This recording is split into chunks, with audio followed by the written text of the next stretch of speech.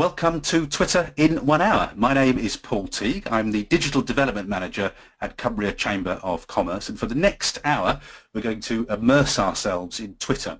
Now, I'm aware that on these webinars I've got people with all sorts of different skills. You've all got different businesses.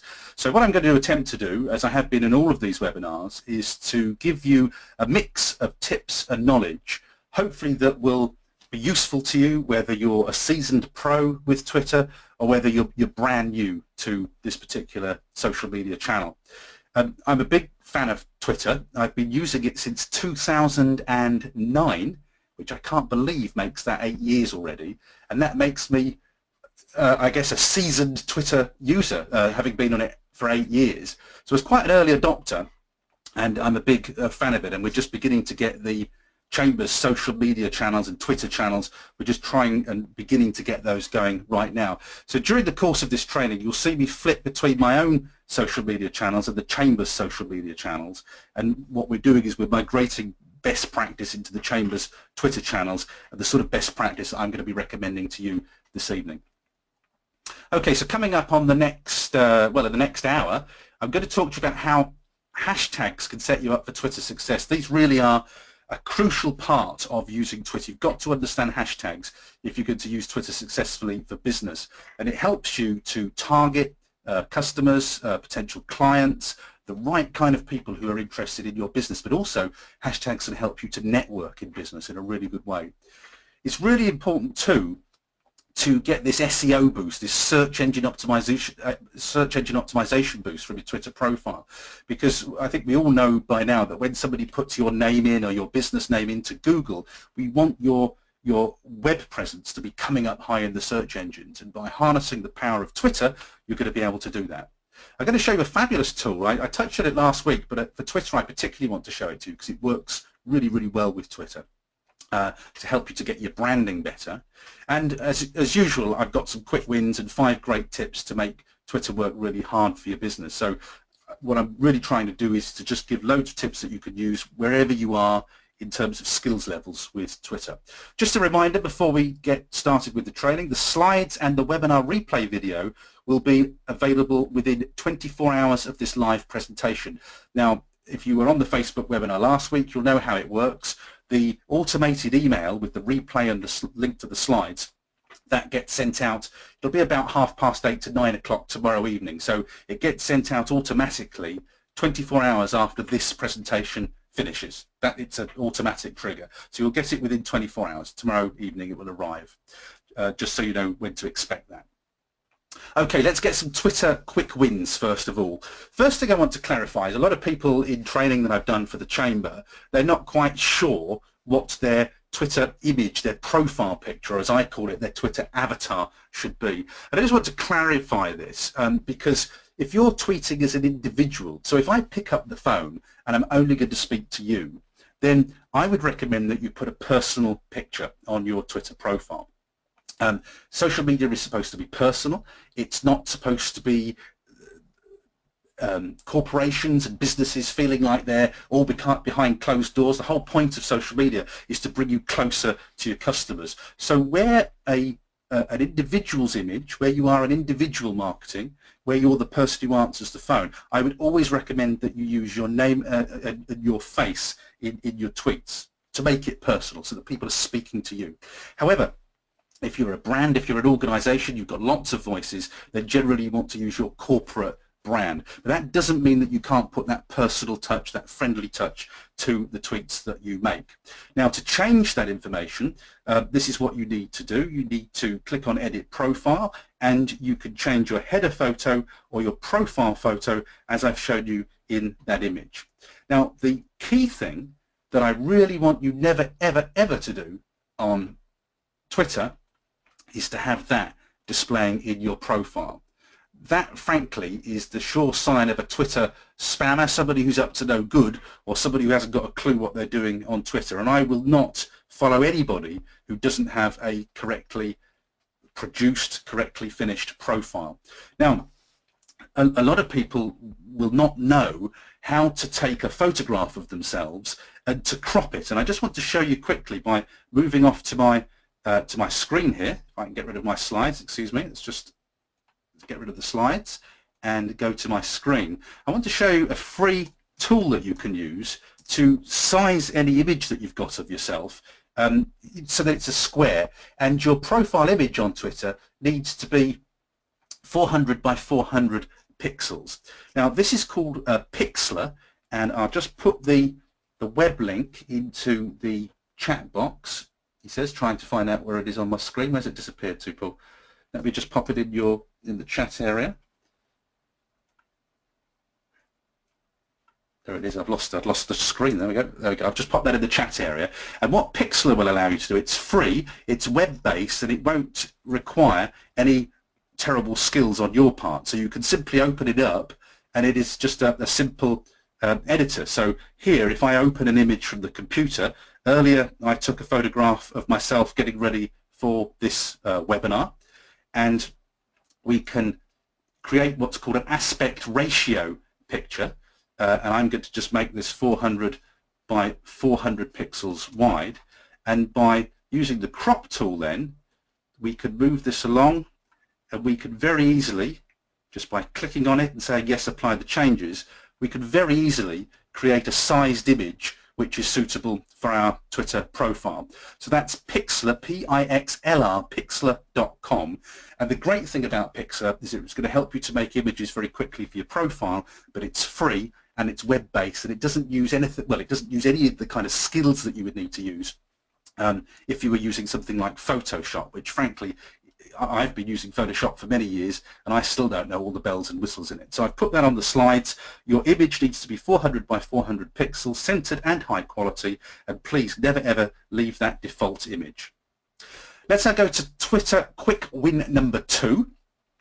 Pin your tweets. This is something I told you how to do on Facebook last week. Really important this. If you've got what I call a message of the moment, and that might be we've got a new catalogue coming out, we've got a 20% discount going on, we've got a sale on, you know, whatever it is in your business, you know, book now before we run out of places, or free consultancy sessions, whatever it is. We need to be pinning tweets to our profile, and you can see pinned tweets because they get this little indicator at the top, and we're doing it on the chamber at the moment. We've got our message of the moment, which is that we're giving away we have available free training, and so what I've done here is I've pinned that tweet to the top of our profiles, so it's the first thing people see. It jumps to the head of the queue, and you make sure people see your most important message. And if you combine that with an image, I'm going to show you how to make these later on today. If you combine that with an image, that's a really arresting marketing message in your Twitter profile. People love images. No one wants to read a load of words. They want to just get it in a nutshell. And these lovely images that you can put in your Twitter profile work really, really brilliant for getting that message over. Now, I've showed you on the slides how to do this, but I'm going to show it to you on a live screen. Do remember that you get these slides anyway. So you will be able to look back at this and just see how it's done. But let me just show you this on a live screen. If I wanted to pin a tweet, so we're on my schedule, we're on my Twitter profile, my personal Twitter profile at the moment. If I wanted to pin this tweet now to the top of the page, I would click on this little arrow that's in the top right-hand corner of every tweet that you ever make. And I'm just going to clear the screen so that you can't see the drawing. There we are. I would click here and click pin to your profile page, pin to your profile page. Confirm that you want to pin, click the button, and then if I just refresh that page so that I can see the new view, that pinned post will now be at the top of the page. Let's just pin that one actually. If I pin that one, there we are. Okay, I'll pin one that's very different, that's all, and then you can see, there we go, we've pinned that post to the top of the page. Now, the way you should use pinning posts is always to pin the most important message in your business that you've got. So it could be anything. I know we've got a variety of businesses on the webinar today. It might be you need more volunteers in your charity shop. That's fine. Make that your message of the moment. Say volunteers needed, and then give people a telephone number or a web link to click. You might be promoting your Valentine's Day menu in the restaurant. So pin your menu or selections from your menu to the top of your Twitter profile. Now you know what your business is, you know how you sell and what your message of the moment is. I call it the message of the moment. What's the sales message? What's the thing that keeps the lights on in your business? The most important message, that's what you need to be pinning to Twitter. And refresh it, change it, move it around. Don't leave the same image there all the time. Now here's something that you probably won't have heard of, and I say I try and mix up all these messages and this information to try and show people who have been using Twitter for some time things hopefully that they don't know. But here's a really useful tip. You can change your color scheme in Twitter, and most people, when they change their color scheme, will use the default colors because they don't really know how to do anything otherwise. And these are the default colors just here, and most people just stick with the light. I think it's the light or the dark blue are the default color schemes. So we can be a lot cleverer with that, especially if you've got branded colors that you want to use. Now, colors on the web are called, we call them hex codes. I think it's hexadecimal numbers. And basically, if you want to define a color on the website, it has one of these codes. They've got, well, they're a mixture of letters and numbers. And what I've done on the slides is I've given you a hexadecimal number code so that you can actually, well, it's not all the colors that exist, but it just gives you an example of the kind of colors that you can use. Now, if I just show you where that works in Twitter, if I show you how you would do that in Twitter, I would go to my edit profile button, which is in the top right here. So I'm on my Twitter profile, and you'll see, let me just remove the scribbles off the screen. This is where your theme color goes, just here. And these are the default colors. But if we click that plus box, we then get the hexadecimal numbers just there. So if I put, I'm going to make my profile look pretty horrible now, FF. Oh, that's good, it's white. I couldn't remember if it was white or black. I knew it was one of them. If I click FFFFF, that is the hexadecimal color for white, and you'll see that my background has now gone white. Now, we can experiment with this. If I go, let's just mess around with it and see what we come up with. 07 FF33, it's now made it green. So basically, hexadecimal colors will allow you to completely change the profile. Now, why am I telling you this? A lot of you will have branded colors. So when you get printed matter, when you use logos, you will get these in specific colors. Now, when you get logos, if you talk to the person who created it or to the printer who does your printing, they will give you two codes. They'll give you hexadecimal codes for the web, and they will give you, I'm just trying to remember what the word is. Somebody will probably help me out in the chat box here. The codes that you get for print, and the word escapes me at the moment, but you get two different codes. They will be able to tell you what the codes are, but why you should do this is you should do that Pantone. Thank you, Joseph. Pantone. Thank you very much. There's 3 people come up and said that. And Colin, I would expect you to know that, so thank you very much. So, yeah, Pantone colors, that's the word I'm looking for. Thank you. So Pantone for print, hexadecimal for web. But you've seen how easy it is to just change the colors, and you can give yourself a complete makeover. I would encourage you, where you have strong brand colors, to use this section to change your brand colors. A quick question that's come up about the boosting posts. You can boost posts on Twitter, and the post, let me just go back to the profile, go back to my Twitter account. Basically, the pinned post, you can either unpin it from the profile page, so you can either click unpin and you will no longer have a pinned post, or you can just pin another post. It's like a tongue twister, this. You can pin another post and it will automatically override the pinned post. So you've got two options. Unpin the post, so you haven't got a post pinned. It's very hard to say this. Or pin another post, and you can only have one post pinned at once, so it will automatically overwrite the other post. Okay, let's go back to the slides. So 3 quick wins for Twitter, 3 things that everybody can do to improve their profile. Now let's talk about SEO, search engine optimization. And to be honest with you, there's not a lot of potential that we have on Twitter for effective SEO. So it's really important that you get it right. Now the great thing about being on Twitter, and if you get this right, the great thing about being on Twitter is that if you can put your business name, somebody can put your business name into Google and you'll pop up there in the search results and your Twitter profile will come up. Now if you've branded your Twitter profile correctly, and by branding I mean that you've got the colors right, it's clear what your business is. I'm going to show you a tool to do that really easily before we finish this hour. Then people will find your Twitter profile, look at it, see your branding, and if you set up your profile the way I'm about to show you, they'll easily be able to get to your website or place of business. So the key components really on a Twitter profile are to have a good handle, a good username, to have a good account name, and to make your bio area count. You see, you don't have a lot of characters on Twitter, so you can't write War and Peace for your bio.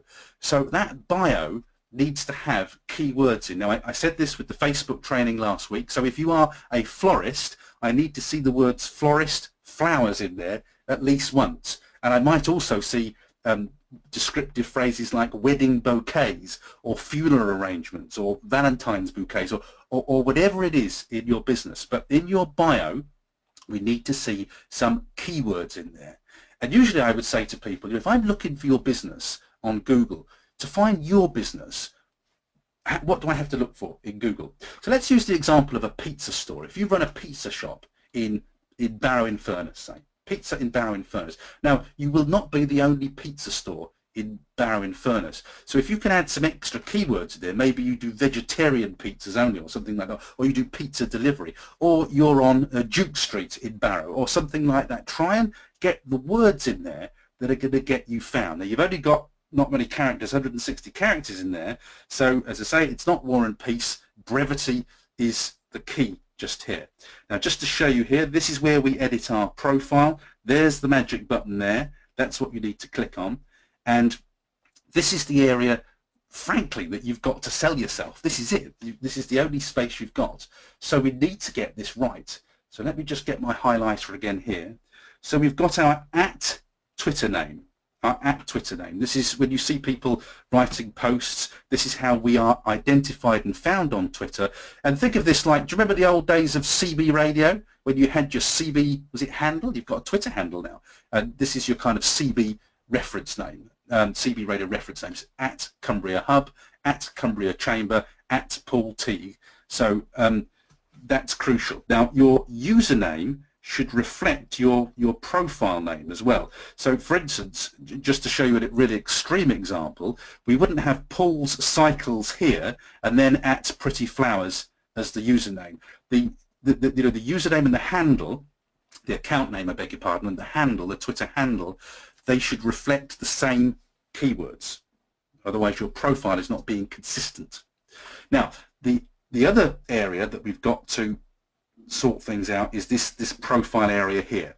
So again, from the Chamber's point of view, if we didn't mention the word business, then we would be completely failing, because what is the Chamber for? It's for business.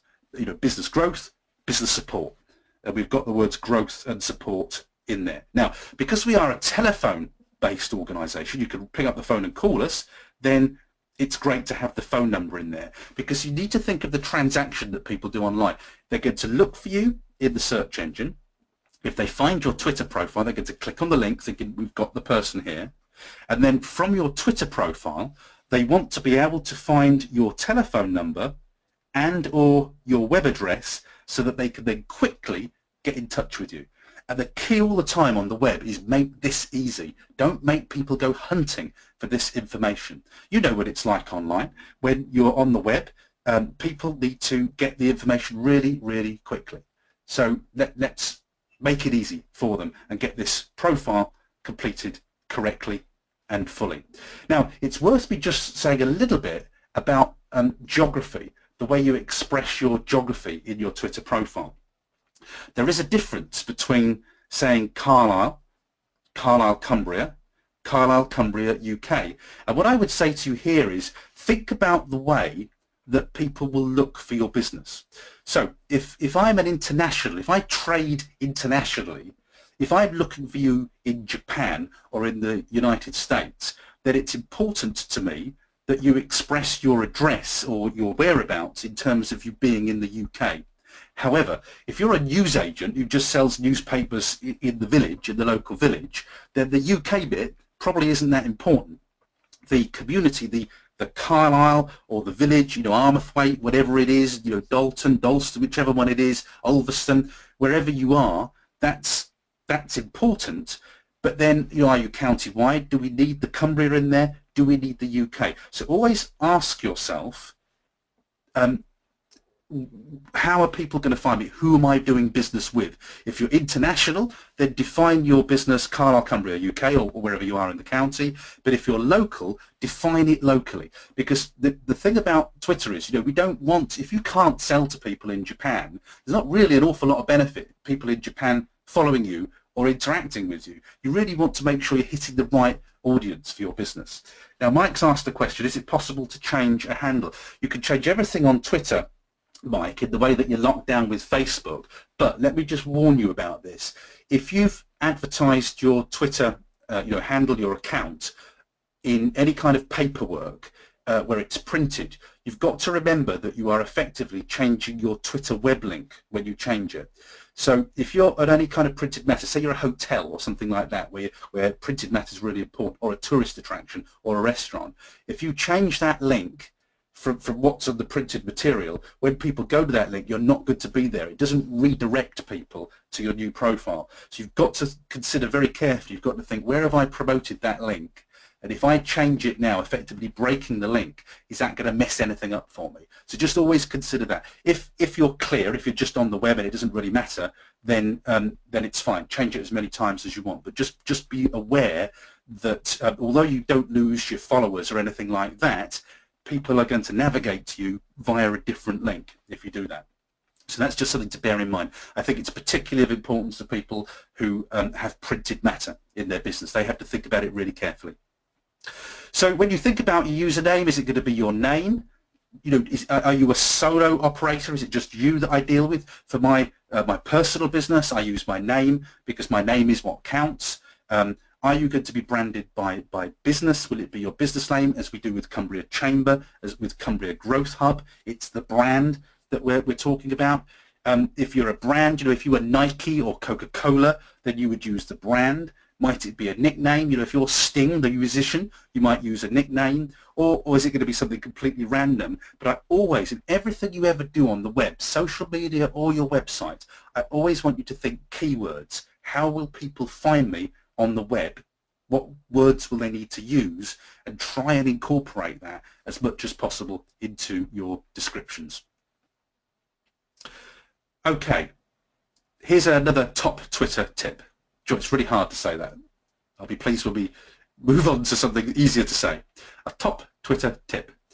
How to make your Twitter header stand out. Now, Twitter headers, I think, are a devil, because what you'll see on many people's Twitter headers is they often put a photograph up, and sometimes it's pixelated because the photograph that they've put up is just too small, or they've kind of put a picture of the staff up and everybody's heads are chopped off because the ratio, the way that the image is. In fact, I did one for a colleague today in the office. It's a horizontal image, but the photo they took is they need to have a horizontal banner on their Twitter header. So it just doesn't work. You're chopping everybody's heads and bodies off sometimes.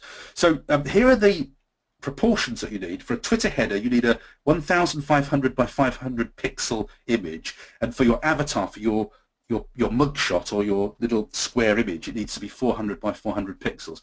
Now, I've saved a quick demonstration of Canva for Twitter because I think it's particularly handy in Twitter. It's particularly handy for Twitter because that image is just so large, it gives people so many problems. So let me just go to Canva and show you how this works. Here's Canva.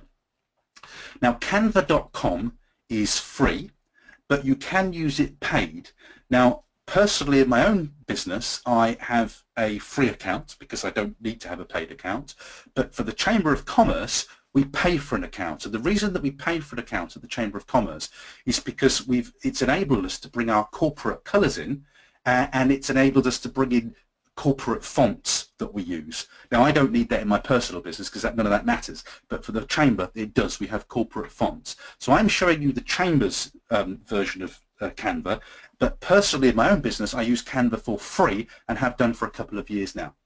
So this is what Canva looks like, and what I want to show you is that Canva creates for you ready sized images without any of the geekery, and it provides you with social media sized images. Now for this example I want to show you how we would make a Twitter header in Canva.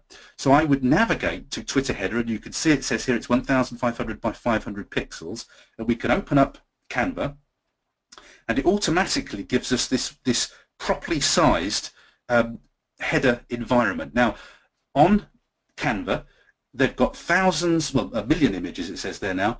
They've got a million images that you can use for free. So if I just grab one of these free images, you can see that we could put that image on there, and then clicking on the text tool, this is going to be, by the way, a horrible banner, so please don't make one like that.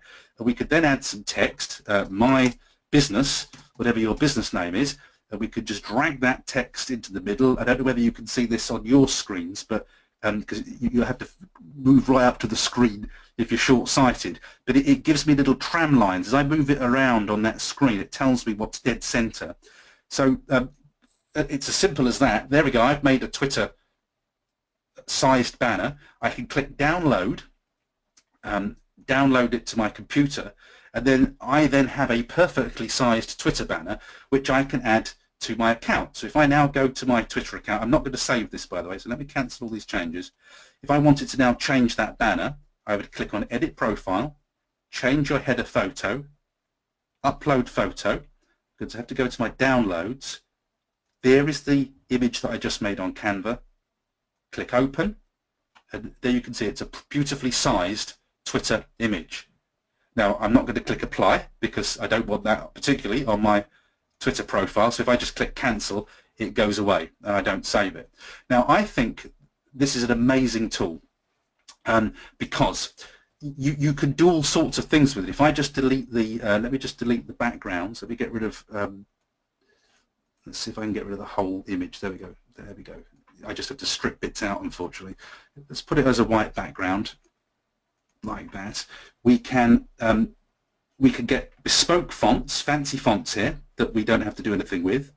You get elements, so you can get photos, grids, frames, illustrations, clip arty kind of things. So there's a Valentine's section. So if you were doing a special Valentine's post, we could just put a nice heart on there, another heart here, and we could just twist it around like this, make it a little bit smaller like this.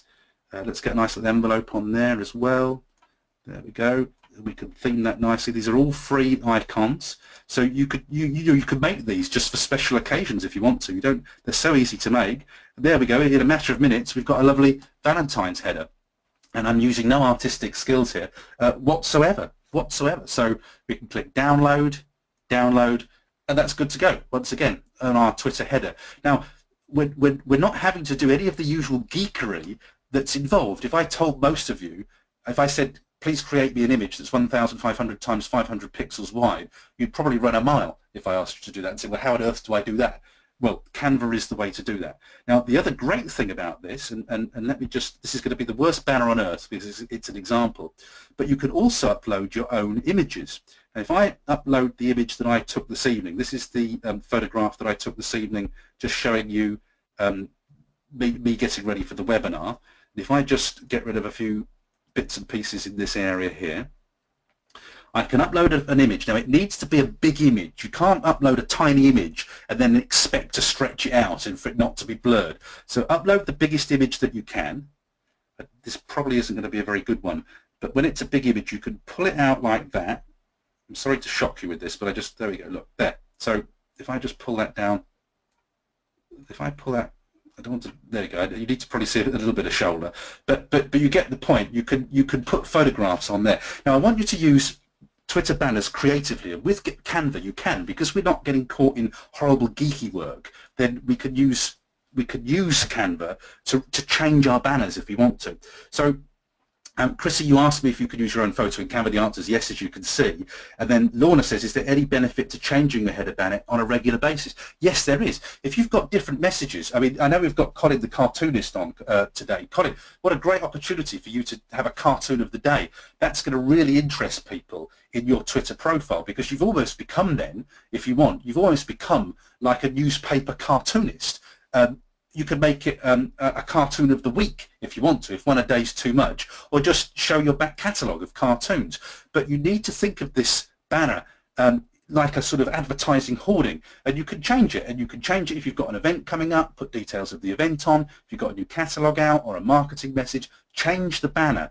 The key thing here is that Canva makes it so easy. It really doesn't matter. You've seen how quick it is for me to do it here. When you've got a tool like this, then you can just change it regularly. Now, what I would recommend is that we keep some consistency in the branding. So you've got to remember that in terms of your branding, you've always got your avatar here.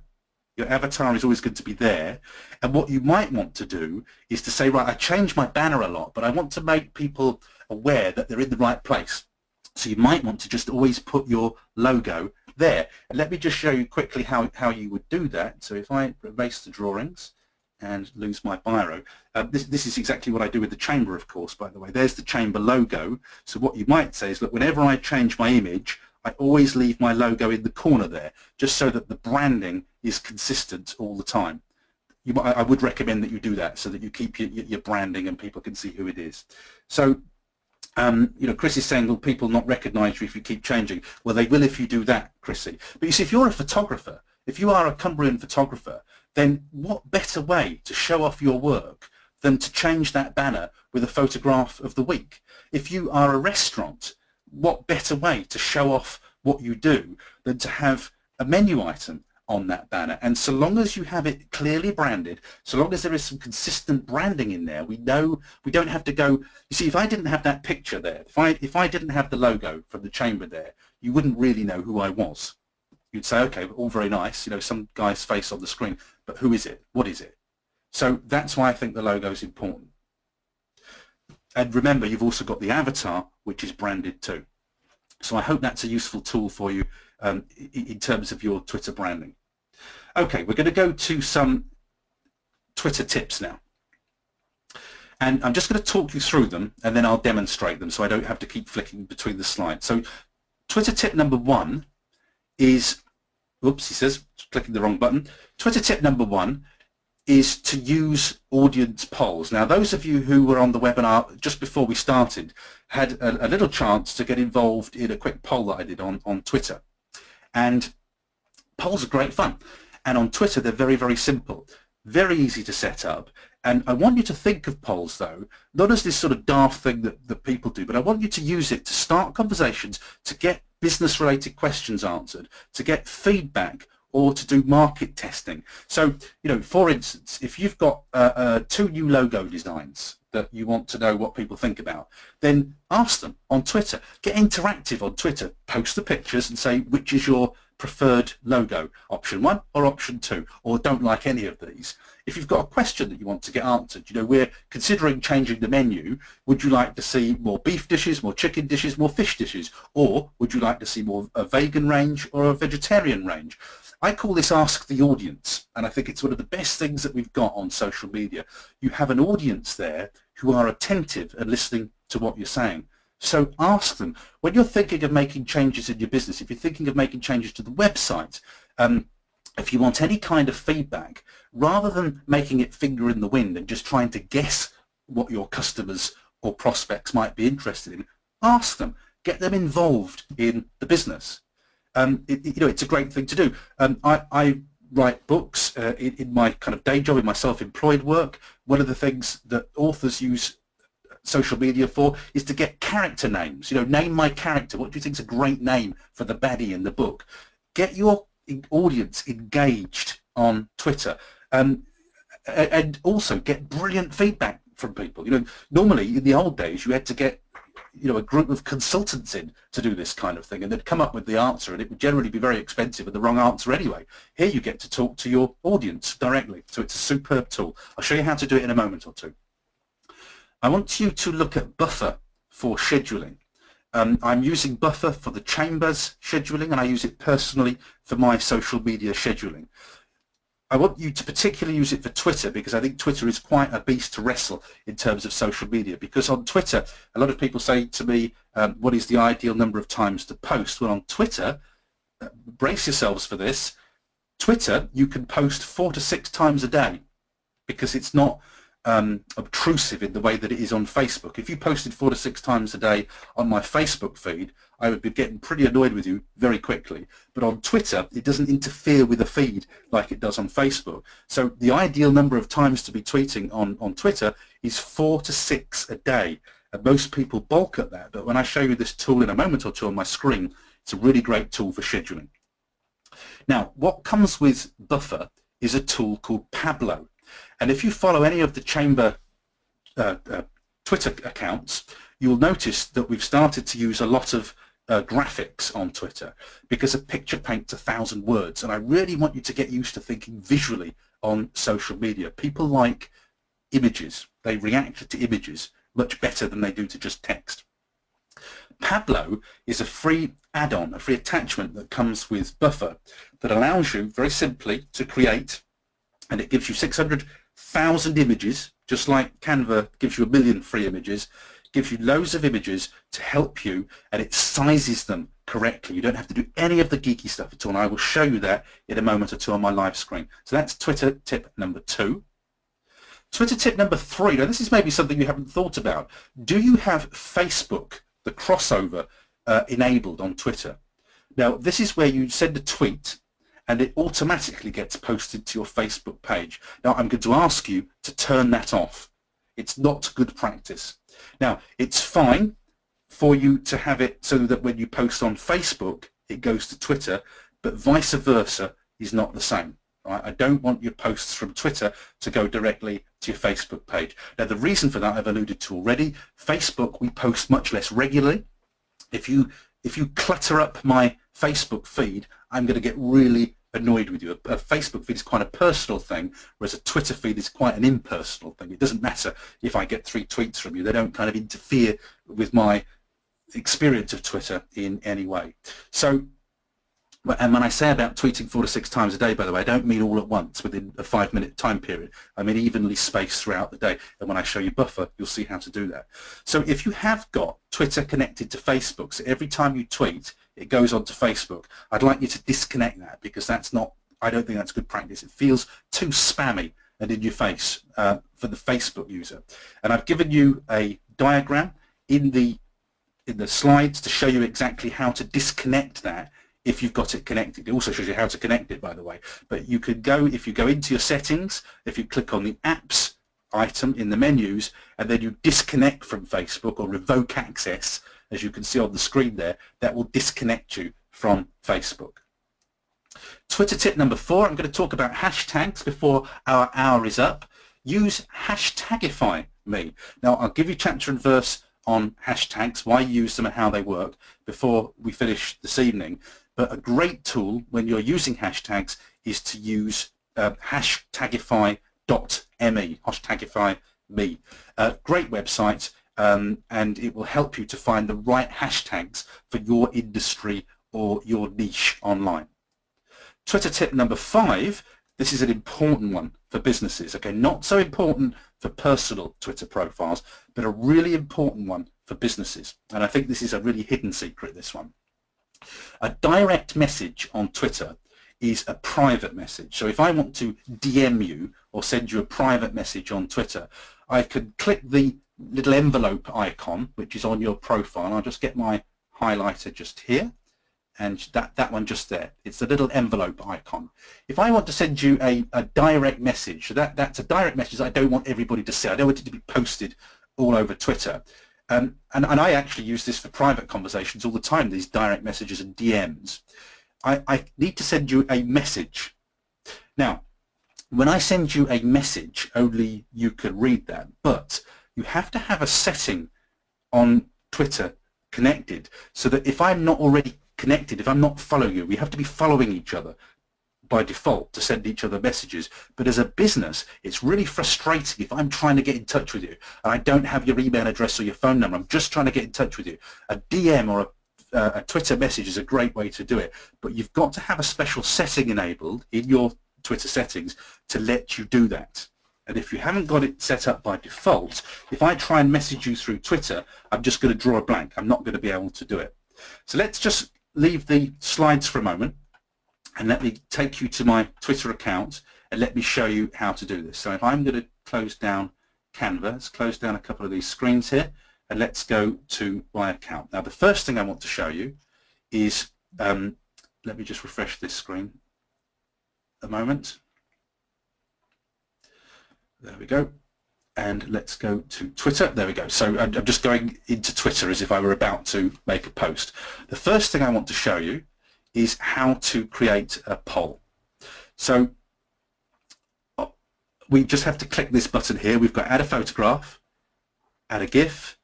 A GIF is one of those moving images, usually seen with cats in them, you know, where you see people doing crazy things, and they're kind of like, do you remember when you used to have as kids, you used to make little stickmen books on pads where you used to flick through them? They're not quite video, but they're not quite static photo. That's called a GIF. That's what those are called. That's an image, and this is where we add a poll. So to add a poll, just click that button, and then if we just say, you know, do you like, what do you like? Let's have a look. Let's talk about Valentine's Day. So what's your favourite Valentine's flower? Excuse the spelling, I can't talk and write. And then we'll say rose. What else? Daffodil. And I'm just trying to think what else? Flowers. Petunia. What an old romantic. And what else? Somebody suggested another flower for me. Whatever. Pansy. Okay, a pansy then. Okay, your ideal Valentine's Day flower. So what's your favourite Valentine's flower? I need to put a question mark on there too at the end of it. And then we would simply tweet that post. Tweet the post and off it goes. Now I'm not going to tweet that post live right now, but you could literally answer it very quickly and it would get some customer feedback. Now clearly that's quite a frivolous poll.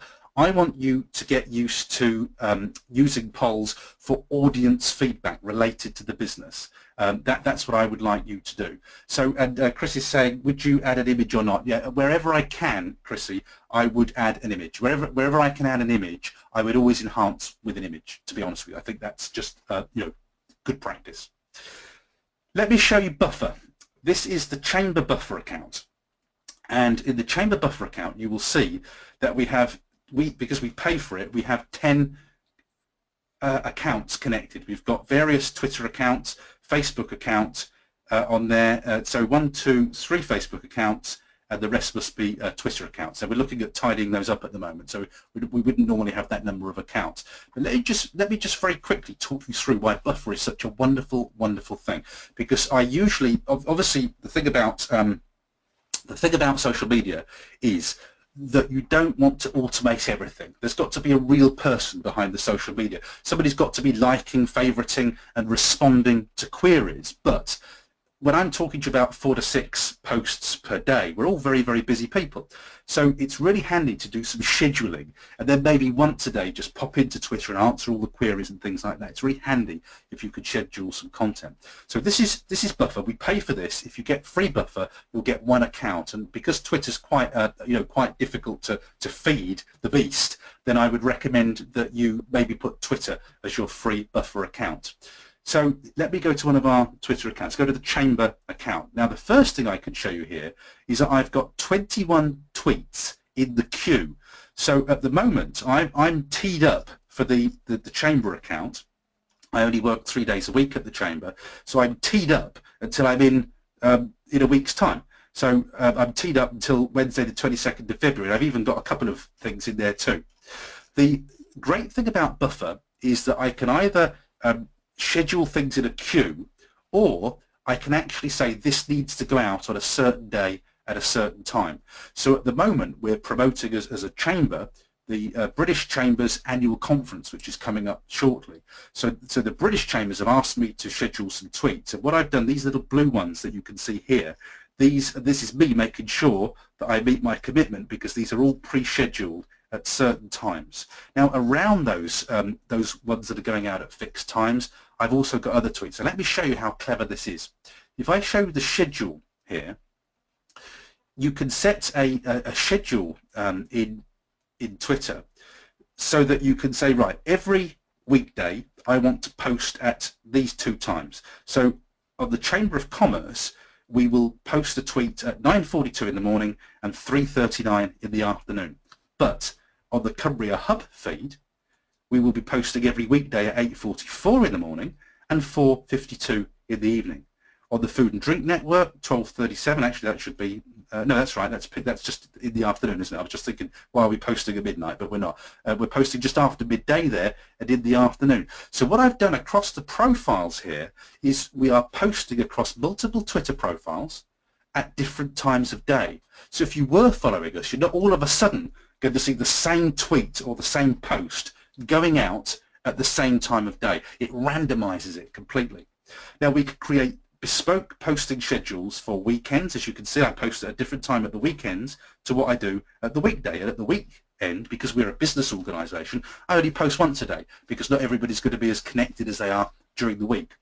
So we get these wonderful schedules, and you can have a different schedule for each of your social media profiles. And then you can just tee up your content so that it all gets queued up like this.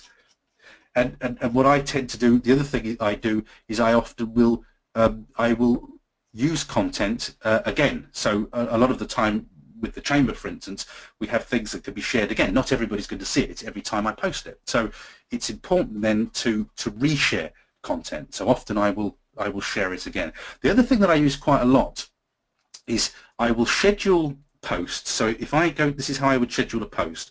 So I would normally schedule, say, to Twitter. So I will go click all the Twitter accounts. So I'll have a different post for Facebook than I will for Twitter. So I click all the Twitter posts. Let's just add an image. Let's add the image I just took this evening.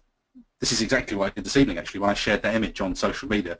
We upload the image, and then I would say, I'll just put blah, blah, blah, blah, blah, blah, blah in there, whatever my post is. And then we would click. We've got choices. We can add to the queue, in which case it just takes its place at the bottom of the schedule. Share next, which means it jumps ahead to the front of the queue. Share now, which will share it right this minute. Or schedule post, so I can schedule it to go at a certain time, certain day. So we've got all those options when we use Buffer. It's a wonderful tool. Emma's asking me, do I prefer Buffer over TweetDeck? Definitely, Emma. Definitely. TweetDeck and Hootsuite are brilliant for monitoring your tweets, but I prefer, hands down, I prefer Buffer for scheduling, particularly when you've got multiple social media channels. Now, the Chamber channels probably aren't typical. When I use Buffer in my own business, I have Google+, Instagram, Twitter, Facebook, LinkedIn connected to my profile, so I can post, I can feed all of my profiles at once. Okay, got to move on. So remember, you're getting the slides for this, and you will get the webinar replay. When you get access to Buffer, you also get access to Pablo, and Pablo is free, but it allows you to create sized images either for Pinterest, which we're not covering tonight, Facebook, or Facebook and Twitter. So this is the one I tend to use, this orientation. And you could basically use different images and different headlines. So I don't know, let's just say we're a restaurant, sorry. So new menu,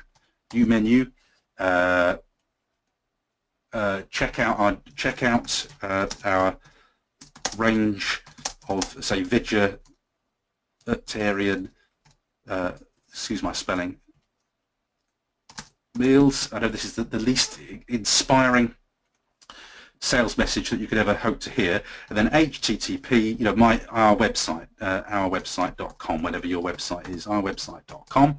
And then if I just go in here and search for food to change the background image, we can do a free search and get some images. There we go. Let's get a nice image there. And then very, very quickly, we have, I can just change the spacing, we can change the sizing of the text here and the color of the text and the font as well. I can just move that up. Let's move that one, whoops, let's move that one down. Maybe make it a bit bigger because I've got lots of space here, and center it. There we go, move that over and make that a little bit bigger too. And then make the text wider. As you can see, I'm not using any special skills here. And then click on the button down here, share and download. By the way, when I use this personally, I add a logo on there. I haven't got any logos in there, but I do add a logo in the corner just to brand it. Spelling mistake again there. And then you click share and download. It will download the image to your computer, and then you can then upload that to Twitter. So I've downloaded that now. Let me just refresh my Twitter feed again, and I would just upload this as a photo now. So I would click the images button. There it is. There's my image that I just created, just there.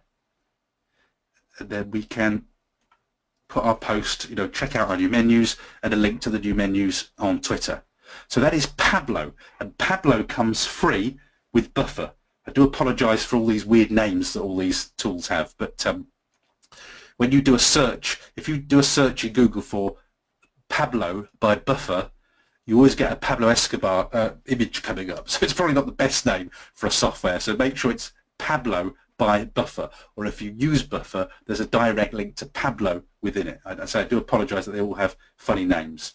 So let me just go back to Twitter, and I just want to show you where the apps are if you need to disconnect your Facebook. So your apps are, let me just get my pen again, your apps are here, or your settings are here. Let me just get rid of the pen and go into my settings. You need to click on the settings link just there, and you need to click on the apps link. If you've got Facebook connected, it will have a revoke access button just there. And what I don't want you to do is to connect that. I want you to revoke access if you've got that connected. And you can see I've got lots of apps that I do want connected to Twitter. These all just interact with Twitter in different ways, but Facebook's the one I don't want you to connect because it really doesn't work as a user experience, I don't think. The other thing, we'll look at Hashtagify Me when I talk about hashtags in a moment or two. The last thing I want to show you is direct messages, how to switch your direct messages on correctly. So again, I'm in the settings here, and for direct messages, he says, trying to remember where it is in the menus, because all these menus are quite deep. Actually, it's in privacy, that's where it is. Yeah, it's in privacy. It's in privacy because if you were a solo entrepreneur, you might not want this on. But I think if you're a big business, I think you need to have it on. Let me just highlight it on the screen. By the way, social media is like going into a supermarket. You know when they change where they put the cornflakes? Everything moves all the time, and you just have to get used to hunting for stuff because they're always moving the menus around. And to me, it's just an occupational hazard saying, okay, now where is that? Where did they put that? As you saw with the direct messages. I know it's there somewhere, just like the cornflakes in the supermarket, but they moved it, and I can't find it. So this is the direct messages button. This is the button that I want you to check, though. Receive direct messages from anyone. If you don't have that selected, then you've both got to be following each other to be able to use direct messages. Now, if you're a business, you need to be open for business so that people can message you. So make sure that box is checked. I also actually use send and receive read receipts because I want to know if somebody's got my message and received it. So I actually have both of those selected in my personal account. Okay, we need to go. I'm just mindful of the time. Let's just talk about hashtags before we finish, and that will bring us up to our hour. I'm very happy to answer specific questions after we've just gone through the slides. So let's just talk about hashtags for a few moments. Hashtags seem to really confuse people on Twitter, but they are an absolute gift for finding your audience on Twitter. Now, the thing about Twitter is that if you watched all the tweets coming in, I show people this when I do training for the chamber. I just leave it, and you've got about 100 tweets in about 5 minutes. It's crazy. You can't possibly keep up with it. It's crazy. So the best way to manage it, to find the right people and the right topics in your business, is to use hashtags. And the simplest way to think of hashtags is as a search device, a sorting device, to find the tweets that are relevant to you. It's like a Twitter-based search term or technique. Now, what I don't want you to do is use hashtags like this. Okay, that's a bad use of hashtags. Hashtags need to be themed. So great hashtags are something like hashtag cooking, hashtag cycling, hashtag Valentine's Day, hashtag EastEnders. They need to be related to themes. And something else that's come up in training that I've done for the Chamber is where people have talked about hashtag hijacking, which is, for instance, if there's a big, if there's a big TV series on, say Coronation Street is all the talk at the moment, where people hijack Coronation Street to talk about something that's completely unrelated. That's not generally good practice when you're using hashtags. So a hashtag, this is what Google said, it says, is a word or phrase, without spaces remember, preceded by the hash symbol that helps people find and join conversations about a particular topic. Okay? Clicking a hashtag will show related content. Wikipedia says, hashtags make it possible to group messages since you could search for the hashtag. This is what Twitter says, and this will be on the slides for you, but hashtags, in very simple terms, enable you to make Twitter a more meaningful experience. Okay, and I've given you some slides on here and talked about what to do with hashtags. I just want to show you hashtags on the screen. So let me just go to my screen. Now, I use hashtags hugely in my personal business, and we're beginning to use them now. As I'm getting on top of the Chamber channels, we'll be using hashtags more and more. So I'll show you my personal stream because I am a big user of them. Now, in my personal stream, I am using hashtags to find self-published and independent authors. So using something like hashtagify me, I can put in here, if I put something like writing, let's put something like writing in there. If I click writing, what hashtagify me will do is it will bring in hashtags that will work for me as a writer. So hashtag author, hashtag, now am writing is the one that I use. I don't know whether I've used it in that example. I use am writing a lot because it's a big author's hashtag. Where's am writing? There must be an example somewhere in here because I use it all the, there it is, hashtag am writing. Okay. Now you'll see that you can click on am writing. If I click on that hashtag, the hashtag will then find all the tweets from other people who have used am writing. So if I wanted to connect to people in my industry, people who are writers, authors, editors, and people like that, then hashtag am writing, I could literally just go through this list. You'll see I'm already connected to a lot of these people. I can go through this list and connect with people very quickly who are in my industry, people, the kind of people that I want to be connecting to. It's a great way of finding people in your industry. So let's find hashtag florist, for instance. Let's do something that's not related to. If I look for hashtag florist, okay, this is exactly what you'd expect. This is exactly what I would expect on Valentine's Day, to see these images. And the reason that people, they'll be using hashtag, look, hashtag florist, hashtag flowers, and the big one for today, hashtag Valentine's Day. So that when people say, you know, Twitter's just mad, I need to just look for flowers, I just want to find something related to flowers, they would use the hashtag florist, or actually I think probably Valentine's Day would be Valentine's, or Valentine's Day would be the hashtag they would use. And then very quickly, rather than seeing all the other hashtags about cycling, food, piano playing, cats and all that sort of stuff, all they get is hashtags related to Valentine's Day and romance and the sorts of things that go on in Valentine's Day. So think of hashtags as a way of finding the right people in your industry, of branding your own tweets. That's how I use it. So I use the tweets that are used by people in my industry so that they can find me easily. And the other way you can use tweets, by the way, if you hold events, for instance, then you can create a tweet for your own events. Just make sure that nobody else has used it. So, for instance, I have a weekly podcast, and I have created my own hashtag. So if you click on that hashtag there, it's SPJS, whatever it is, and by using my own hashtag, you can see that it creates a record of all of my tweets and anything else that anybody has retweeted using my hashtag. Now, it's a great technique to use if you're having live events. You can encourage people to tweet from your live events using a particular hashtag, and it helps you then to monitor the feedback that you've had from your event.